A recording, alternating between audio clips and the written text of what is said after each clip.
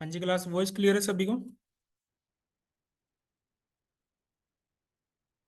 Yes sir. Okay. ठीक है, continue करते हैं। लास्ट जो क्लास थी हमारी हम उसमें ऑपरेटर्स कर रहे थे कि क्या क्या ऑपरेटर्स होते हैं। तो यहाँ पर मैं स्क्रिप्ट स्टार्ट कर लेता हूँ, स्क्रिप्ट क्लोज। तो यहाँ पर मैं एक वेरिएबल ले लेता हूँ, var x equal to 12 and var y equal to 5।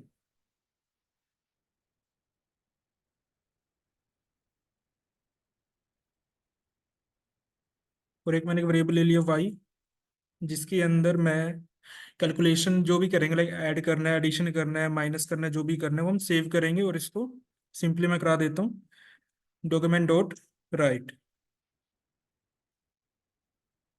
Y को प्रिंट कराया, देखो प्लस लगाया तो 17 आया। आई थिंक क्लियर ही होगा। माइनस करेंगे तो फिर क्या आना चाहिए? 7, ठीक है। इंटू करेंगे तो 60। अगर डिवाइड करते हो तो पॉइंट्स में आएगा 2.4 समथिंग। ठीक है, क्लियर है।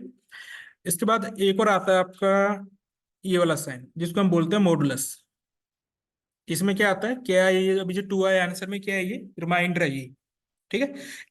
12 को अगर आप 5 से डिवाइड करोगे तो रिमाइंडर आएगा आपके पास 2। रिमाइंडर फाइंड आउट करना है तो मॉडुलस का यूज करना है, ये परसेंटेज का साइन, परसेंटाइल। क्लियर है यहाँ तक? आसान से थे, बस परसेंटेज वाला मालूम होना चाहिए आपको, मॉडुलस का मालूम होना चाहिए कैसे निकालना है। इसके बाद चलो मैं यहाँ पर अभी सिंपली प्लस लेके चलता हूँ। अभी इसके बाद हमारे पास आते हैं,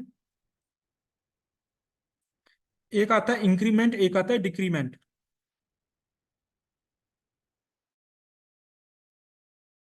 तो यहाँ पर अगर मैं लिखता हूँ वाई प्लस प्लस, तो आप देख रहे हो आंसर चेंज हो गया, 18 हो गया। तो वाई प्लस प्लस का मीनिंग क्या है? Y equal to y plus one. देखो मैं इसको कमेंट करता हूँ। तो अभी मैंने लिखा था वाई प्लस प्लस, उसका मीनिंग बताता हूँ मैं क्या है। इसका मीनिंग है y equal to y plus one, यही है। वाई की वैल्यू क्या थी? 5। तो जब आप यहाँ 5 आएगा, 5 प्लस वन 6 हो जाएगा, 6 और 12 18, तो 18 आया था इसलिए आपका आंसर। इसको हम बोलते हैं इंक्रीमेंट। देखो 18 आएगा अभी। क्लियर है क्या मीनिंग है वाई प्लस प्लस का? तो ऐसे ही अगर वाई के जगह एक्स होता तो तब भी आंसर सेम ही आएगा, क्योंकि यहाँ 12 की जगह आप क्या हो गया? 13, 13 प्लस 5 18। क्लियर है। अब जैसे प्लस प्लस किया है तो ऐसे माइनस माइनस भी कर सकते हो।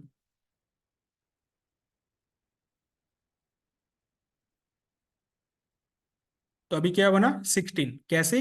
क्योंकि यहाँ पर x की वैल्यू 12 है, जब यहाँ आएगा तो बनेगा आपका x equal to x minus one. जब -1 हो जाएगा तो ये बन जाएगा 11। तो y की वैल्यू मेरे पास 5 है, तो 11 प्लस 5 16। क्लियर है यहाँ तक? इसका मीनिंग क्लियर होना चाहिए, प्लस प्लस का क्या मीनिंग है, माइनस माइनस का क्या मीनिंग है। इसके अलावा और क्या केस बन सकते हैं हमारे पास? चलो मैं यहाँ पर एक ही लिखता हूँ, प्लस प्लस एक्स।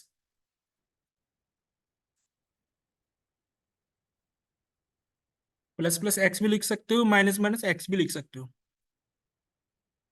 इसका मीनिंग वही है, x equal to x plus one, लेकिन डिफरेंस होता है। वो डिफरेंस अभी यहाँ नहीं दिखेगा। यहाँ क्यों नहीं दिखेगा? क्योंकि जब हम इसको आगे जाके लूप करेंगे ना, तो वहां पर आपको समझ आएगा कि प्लस प्लस का क्या मीनिंग है, अगर आप पहले लगाते हो। मैंने बोला था कि ये इंक्रीमेंट है, ये जो लिखा है ना y plus plus means y का आपने इंक्रीमेंट कर दिया। ऐसे ही यहाँ पर आपने एक्स का डिक्रीमेंट कर दिया। तो है तो ये भी इंक्रीमेंट, लेकिन कौन सा है ये प्री इंक्रीमेंट है। ठीक है। ये वाला आपका पोस्ट इंक्रीमेंट है, ये पोस्ट इंक्रीमेंट है। ऐसी post, post decrement, post increment, ऐसे ही प्री इंक्रीमेंट और प्री डिक्रीमेंट होता है हमारे पास। तो अभी जो प्री वाले हैं ना, उनका इफेक्ट उनका नहीं मालूम चलेगा यहाँ पर कि डिफरेंस क्या है। करोगे तो सेम ही आएगा, जो वाई प्लस प्लस का आएगा वही प्लस प्लस वाई का आएगा, सेम आएगा। आगे जब हम लूप करेंगे तो वहां इसको फिर हम दोबारा यूज करेंगे वहां पर, तब आपको मालूम चलेगा।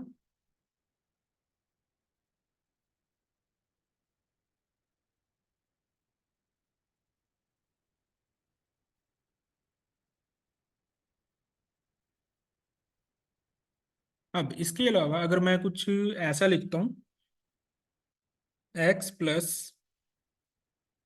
इक्वल टू वाई, तो अभी आप आंसर देखोगे, आंसर हो गया 22।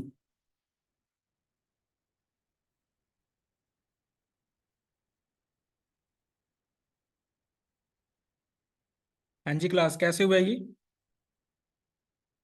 एक्स की वैल्यू चेंज हुई है इसके अंदर यहाँ पर। पहले एक्स 12 था आपका। तो आपको मीनिंग समझना है, इस लाइन का मीनिंग क्या है। इस लाइन का मीनिंग है x equal to x plus y, ये मीनिंग है इसका। तो अब इसके अकॉर्डिंग अगर आप देखोगे, एक्स की वैल्यू यहाँ पर 12 है, यानी कि इसको मैं दोबारा से लिखता हूँ, यानी कि ये आपका बना 12 प्लस 5, यानी कि 17। तो 17 कहाँ आ गया? एक्स के अंदर। एक्स की वैल्यू बन गई 17, ठीक है। और वाई की वैल्यू तो 5 है, तो 17 प्लस 5 22। क्लियर है? तो यहाँ प्लस किया है तो माइनस भी कर सकते हो।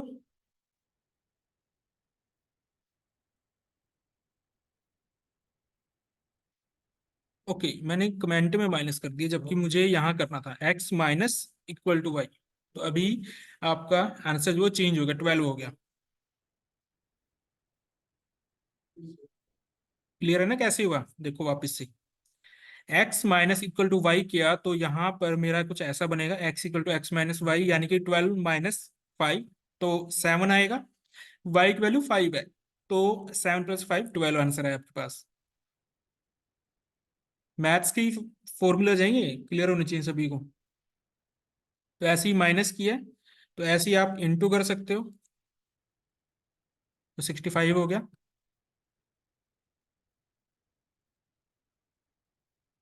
क्लियर है? क्यों? क्योंकि अब यहाँ क्या बना, x equal to x into y. तो 12 इंटू 5 60 हुआ आपका, 12 5 जा 60, 60 प्लस 5 65। क्लियर है पॉइंट ये?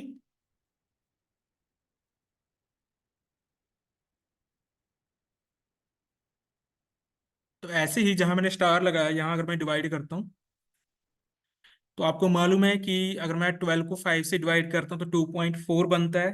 2.4 के अंदर 5 मैं ऐड करूंगा तो 7.4 बनेगा। क्लियर है?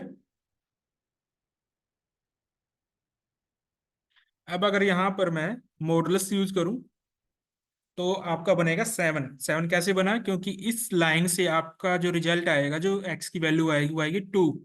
एक्स की वैल्यू 2 बन जाएगी, तो 2 इसके अंदर ऐड होगा, 5 प्लस 2 7 आएगा फिर आपके पास।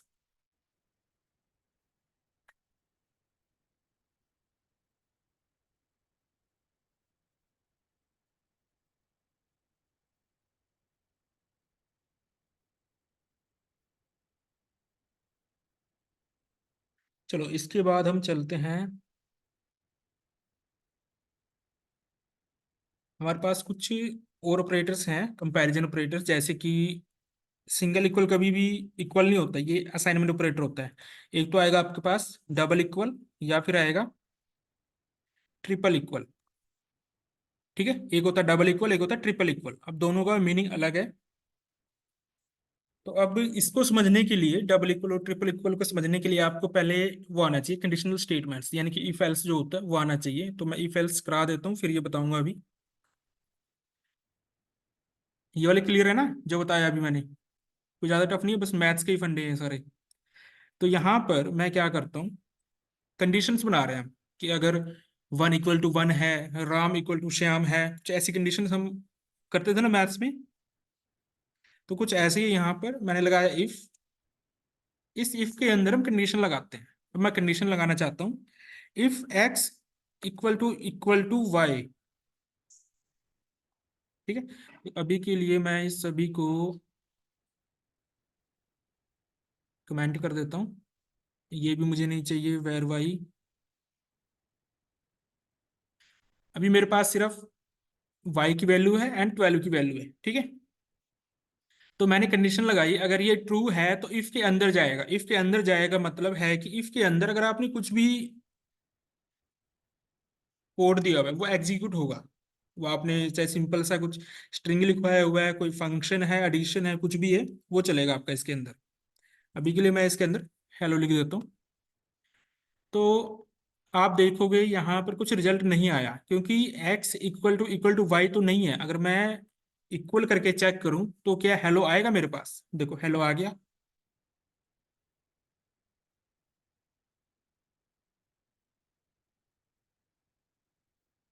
क्लियर है इसका क्या मीनिंग है? अब इसकी जगह अगर मैं ट्रिपल कर दूं इसको, ट्रिपल इक्वल, तब भी रिजल्ट सेम है। तो डिफरेंस क्या हुआ दोनों के अंदर? तो डिफरेंस समझने के लिए मैं क्या करता हूँ, इसमें से एक वैल्यू को स्ट्रिंग कर देता हूँ। ये भी स्ट्रिंग वैल्यू बन गई। स्ट्रिंग मीन्स स्ट्रिंग के अंदर आप इंटीजर भी डाल सकते हो, न्यूमेरिक न्यूमेरिक इंटीजर एक ही बात हुई, numeric alpha numeric. Alpha numeric होता है, और प्लस जो आपके सिंबल्स होते हैं सब कुछ यूज कर सकते हो, चाहे डॉट है, क्वेश्चन मार्क है, कोई भी सिंबल है, सब कुछ यूज होगा उसके अंदर। अब मैंने लिखा 12 और यहाँ भी 12 है, तो आंसर नहीं आया, मीन्स इसके अंदर नहीं गया, इस कंडीशन के अंदर नहीं गया। ठीक है, क्योंकि इक्वल नहीं है, हमें पता है, क्योंकि एक इंटीजर है, एक स्ट्रिंग वैल्यू है। अभी मैंने जब ऐसे किया तो आप देखोगे रिजल्ट आ गया। अभी मैंने डबल इक्वल किया तो वो उसको ये मिला कि 12 = 12।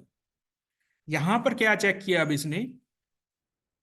देखो, जब आपका डबल इक्वल होता है उस केस में ये चेक क्या करता है, हमें ये मालूम होना चाहिए। ओनली चेक्स वैल्यूज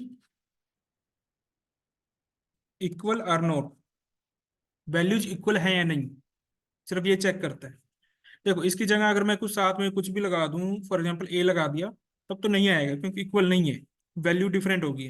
लेकिन यहाँ पर वैल्यू सेम है, क्योंकि आप अगर इस एक्स को प्रिंट कराओगे, यहाँ पर एक्स को अगर मैं प्रिंट कराऊं तो आउटपुट में तो 12 ही आएगा। अगर वाई को प्रिंट कराओगे तब भी 12 आएगा, क्योंकि वैल्यू तो सेम है दोनों की, बट डेटा टाइप का फर्क है। तो वापस से मैंने किया हेलो, हेलो आ रहा है मेरे पास क्योंकि वैल्यू सेम है, हालांकि डेटा टाइप डिफरेंट है। तो ट्रिपल इक्वल आपका क्या करता है?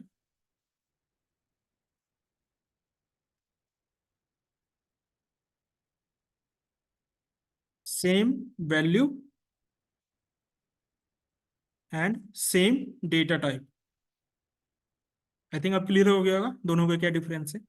डबल इक्वल यूज करोगे तो सिर्फ वो वैल्यू चेक करेगा, डेटा टाइप नहीं चेक करेगा। ठीक है, ओनली चेक्स वैल्यूज इक्वल और नोट, सिर्फ इतना चेक करेगा, उसको डेटा टाइप से कोई मतलब नहीं है। लेकिन अगर आप ट्रिपल इक्वल यूज करते हो, अभी जैसे मैं यहाँ कर दूं ट्रिपल इक्वल, तो आप देखोगे नहीं आया रिजल्ट। क्यों नहीं आया? वो इसलिए नहीं आया क्योंकि वो वैल्यूज तो चेक कर रहा है, वैल्यूज ठीक है, वैल्यू सेम है, इक्वल है, बट डेटा टाइप जो है वो सेम नहीं है। क्लियर है पॉइंट? हाँ जी क्लास, यहाँ तक क्लियर है सभी को?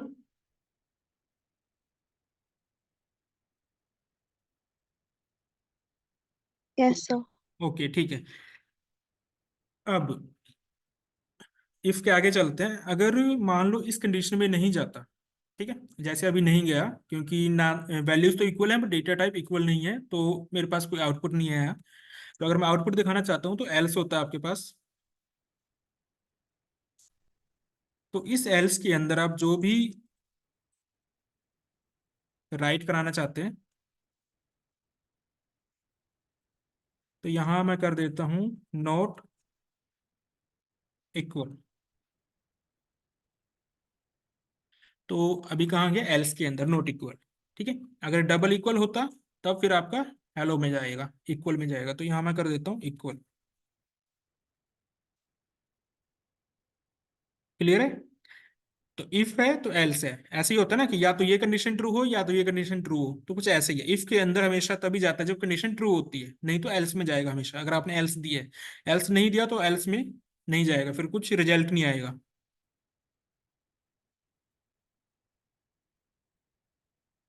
ठीक है, अभी जाएगा नॉट इक्वल।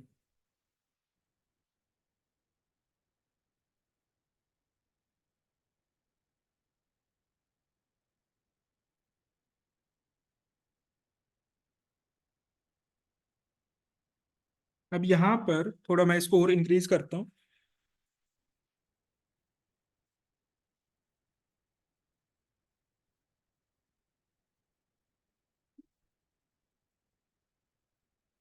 कुछ कंडीशंस बनाते हैं हम, जैसे कि मैं यहाँ पर वैल्यू को चेंज करता हूँ। यहाँ पर मैंने दे दिया 45, और एक और वेरिएबल ले लिया, वेर जेड इक्वल टू 24। मैं यहाँ पर कंडीशन बनाना चाहता हूँ। अब कौन सा साइन मैं यूज करूंगा? आप ऐसा भी साइन यूज कर सकते हो, देखो, x greater than equal to, पढ़ते हैं हम मैथ्स में, अगर ये ग्रेटर है या इक्वल है वाई के, तो यहाँ चला जाए। तो अब अगर आप देखोगे तो एक्स जो है ना, इक्वल तो नहीं है वाई के, बट ग्रेटर है। ठीक है, ये जो मैंने साइन लिखा है, x greater than equal to y, इसका मीनिंग है, इस लाइन का मीनिंग है, ठीक है, इसका इसका मीनिंग ये है कि एक्स या आपने अगर एंड और नोर ये कुछ पढ़ा हुआ है अगर आपने, ठीक है, उसमें कंडीशंस होती है। और में क्या होता है, या तो ये ट्रू होगा या तो ये ट्रू होगा। ठीक है, एंड में क्या होता है, दोनों कंडीशन ट्रू होनी चाहिए। आप एग्जाम देने जाते हो ना, क्वेश्चन पेपर आता है, क्वेश्चन, दो क्वेश्चन होते हैं, बीच में और लिखा होता है, मीन्स दोनों में से एक करना है। ऐसे ही होता है ना। तो यहां पर भी और का लॉजिक यूज होता है, या तो एक्स ग्रेटर होगा वाई से, तब इसके अंदर जाएगा इफ में, अगर ग्रेटर नहीं है तो में भी हो सकता है इक्वल हो। अगर एक्स इक्वल है वाई के तो इसके अंदर जाएगा। तो इसको लिखने का तरीका है x greater than equal to y, या फिर x less than equal to y. तो अब तो इसमें जाएगा, देखो, नॉट इक्वल में। क्यों?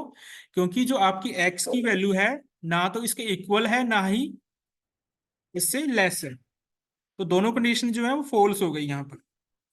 दोनों कंडीशन फॉल्स हैं तो ऑटोमेटिक एल्स में गया। ये क्लियर है? सिंबल कैसे लिखना है? इक्वल और ग्रेटर का आपको मालूम होगा, इक्वल, ग्रेटर देन इक्वल, और ग्रेट लेस देन इक्वल, जिसको हम बोलते हैं।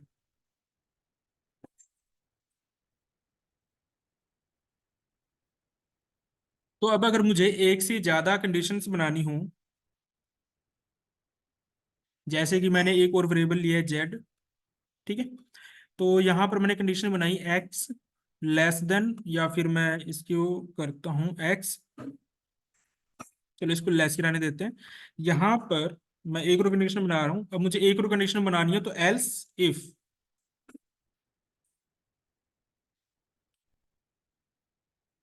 ठीक है, एल्स इफ लगाना है। इसके अंदर मैं कंडीशन लगा देता हूं x greater than equal to z. तो यहां पर मैं कर देता हूं, आप जो भी प्रिंट कराना चाहते हैं, वैसे तो नोट इक्वल है क्योंकि इसी के अंदर है अभी, तो मैं यहाँ कर देता हूँ इक्वल टू जेड। देख रहे हो, एक्स, जब ये वाला केस आया आपका, जब ये वाला केस आया तो एक्स ग्रेटर नहीं था वाई से और ना ही इक्वल था, तो इसमें नहीं गया। इस केस में आया, इस केस के अंदर उसने चेक किया कि एक्स ग्रेटर है जेड से, 45 is greater than 24, but not equal, equal नहीं है। बट मैंने कहा कि और की कंडीशन चलती है यहाँ पे, तो एक कंडीशन ट्रू होनी चाहिए, तो एक कंडीशन ट्रू हो गई तो यहीं रुक गया, इक्वल टू जेड आ गया आपके पास। ठीक है, तो अब ऐसे ही इसके अंदर एक और कंसेप्ट आता है, अगर आपके पास बहुत सारे एल्स इफ, ऐसी ही एल्स इफ बहुत सारे कंडीशंस, बहुत सारी हो गई हैं, बहुत सारी कंडीशन होगी, तो उस केस में क्या करोगे? क्या इतनी कंडीशंस बनाएंगे? नहीं, वहां ऐसी कंडीशन नहीं बनाएंगे। उसके लिए हम, अगर छोटा प्रोग्राम है तो हम स्विच का यूज कर सकते हैं।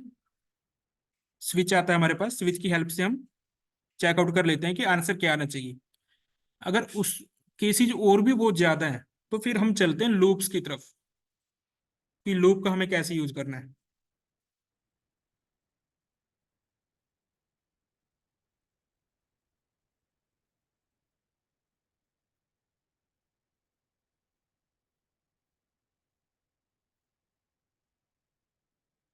यहां तक क्लियर है? यहाँ तक कोई डाउट, कोई क्वेश्चन किसी हो?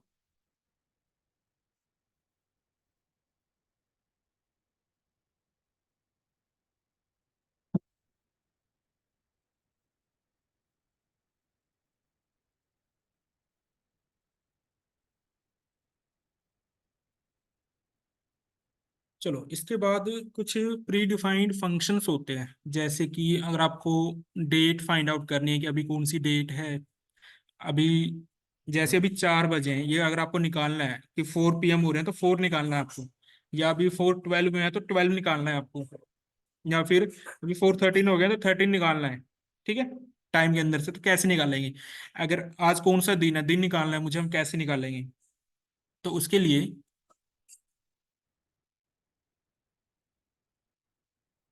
डेट इन जावास्क्रिप्ट,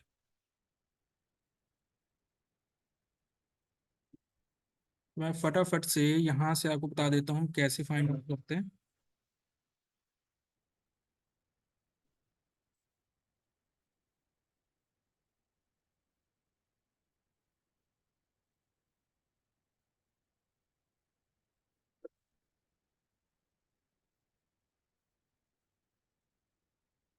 तो यहाँ पर देख रहे हो कुछ ऐसा है मेरे पास, गेट फुल ईयर, अगर साल निकालना कौन सा है, मंथ निकालना कौन सा है, डेट निकालना है, डेट क्या है, आवर्स निकालने हैं, जैसे अभी 4 बजे हैं तो मीन्स वो निकालना है, अगर मिनट्स निकालने हैं कितने मिनट हुए हैं, सेकंड्स निकालने हैं, मिली सेकंड्स निकालने हैं, टाइम निकालना है, कुछ ऐसा। ठीक है, तो वो हम कैसे करेंगे? तो उसके लिए अब देखो, इस एग्जाम्पल को समझो, छोटा सा है। अच्छा, इस एग्जाम्पल को समझाने से पहले मैं क्या करता हूँ कि ये वाली लाइन जो मैं कट कर देता हूँ, ये बाद में हम करेंगे। ठीक है, अभी हम ऐसे नहीं करेंगे, हमने अपनी कोई डेट एंटर नहीं करनी, हम इसको, ये वाला जो मेथड है ना, ये वाला, इसको इसको यूज करते हैं, क्योंकि इसके अंदर वैल्यू एंटर की हुई है। अगर मैं एंटर की हुई वैल्यू हटा दूं और सिंपली ये जो वेरिएबल है मेरा डी, अगर मैं इसको प्रिंट कराऊं, डॉक्यूमेंट डॉट राइट डी, मैं प्रिंट करा रहा हूँ, तो अब मैंने डी प्रिंट कराया। ठीक है, डी का मतलब है कि जो कंप्लीट उसकी डेट थी ना, डे था, मंथ, मंथ उसमें भी आ रहा है।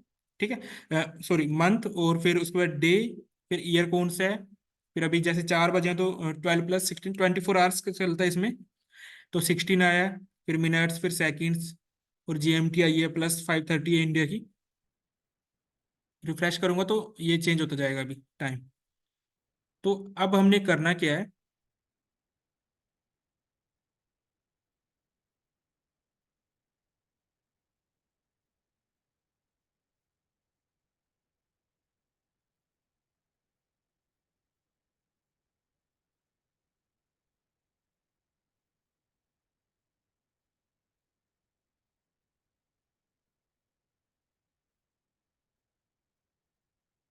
या फिर मैं इसी के अंदर ही अभी, ये जो मेरा, अब ये जो मेरा डेट है ना, डेट कौन सी, ये जो है अभी कंप्लीट, ये वाला, ये मेरा इस वेरिएबल के अंदर स्टोर हो चुका है, डी के अंदर।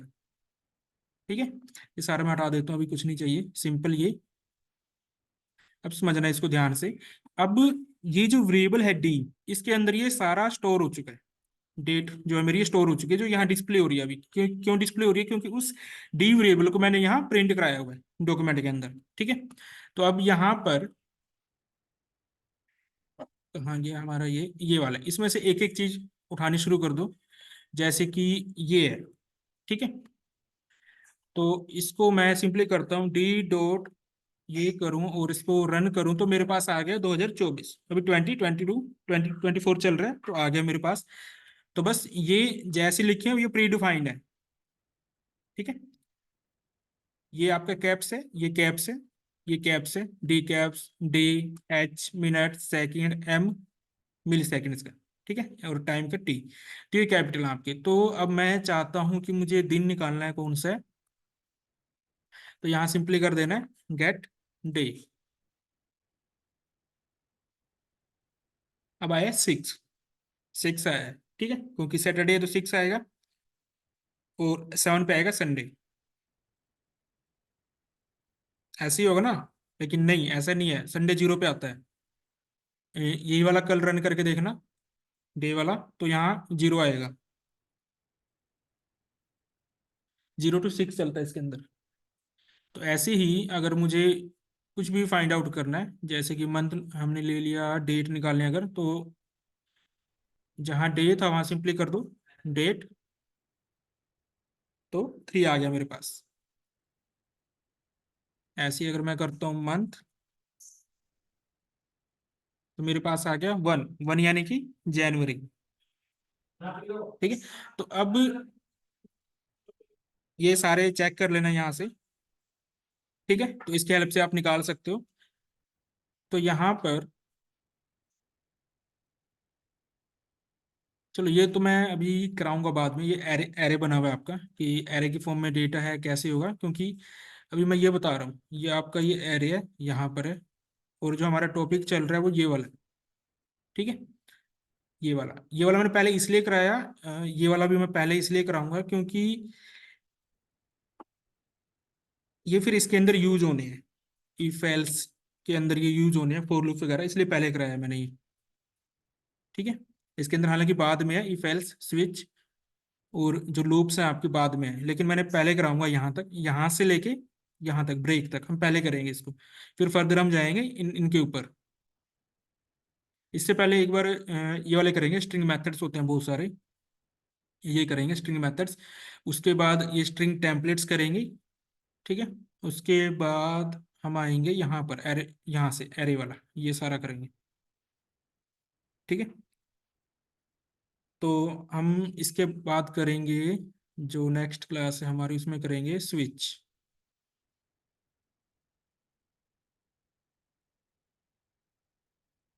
ये वाला करेंगे हम।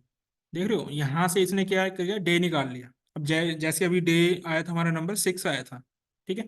तो देखो यहाँ पर आप देखोगे ना, संडे को जीरो पे रखा हुआ है, और यहाँ पर रिजल्ट शो हो रहा है सैटरडे, आज सैटरडे ही है, तो 6 मैच हुआ है। ऐसे, इस ऐसा हम इसलिए करते हैं ताकि हमें बार बार इफ एल्स नहीं, तो अगर हम इफ एल्स का यूज करते हैं तो वहां क्या करते हैं कि जो वैल्यू निकली है गेट डे के अंदर से 6, उसको मान लो मैंने एक वेरिएबल में सेव करा दिया एक्स में, एक्स की वैल्यू हो गई 6। तो इफ एल्स के अंदर मैं क्या करता, इफ एक्स इक्वल टू 0, तो उसमें आप संडे प्रिंट करा दो। नहीं तो अगर x इक्वल टू 1 है तो मंडे, एंड सो ऑन, फिर लास्ट में यहाँ पर मैच होता जाके लास्ट वाली एल्स में, कि अगर x आपका इक्वल टू 6 है तो सैटरडे प्रिंट हो। तो वो कोड आपको थोड़ा लेंथी हो जाता है, तो फिर हम इसका यूज करते हैं। ठीक है। अगर इससे भी ज्यादा लेंथी हो जाता है, फिर हम इसकी तरफ मूव करते हैं। ठीक है। तो अभी मैं क्लास यहीं खत्म कर रहा हूँ, आज आप लोग इसकी प्रैक्टिस करना, कोई डाउट कोई क्वेश्चन आता है तो फिर पूछ लेना आप मुझसे। Okay, bye bye everyone.